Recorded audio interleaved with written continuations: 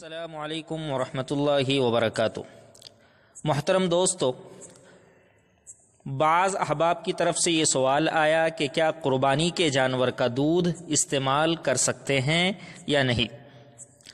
تو اس سلسلے میں یہ بات یاد رہے کہ قربانی کے جانور کو کچھ دن پہلے سے پالنا، مانوس کرنا اور پھر قربان کرنا زیادہ افضل اور زیادہ ثواب کا باعث ہے۔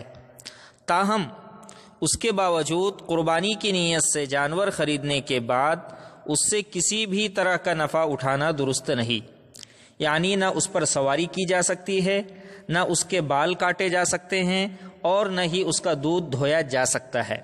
لہٰذا اگر قربانی کے جانور کے تھنوں میں دودھ اتر آئے اور قربانی میں وقت کم ہو تو بہتر یہ ہے کہ دودھ نہ دھویا جائے، اور اگر ابھی کافی وقت ہو اور دودھ نہ دھونے کی صورت میں جانور کو تکلیف ہو، اس وجہ سے دودھ اگر نکال لیا گیا یا کسی نے لا علمی میں یعنی معلوم نہ ہوتے ہوئے دودھ دوہ لیا تو اسے صدقہ کر دے، اور اگر دودھ نکال کر استعمال کر لیا تو اب اس کی قیمت کا صدقہ کرنا واجب اور ضروری ہے۔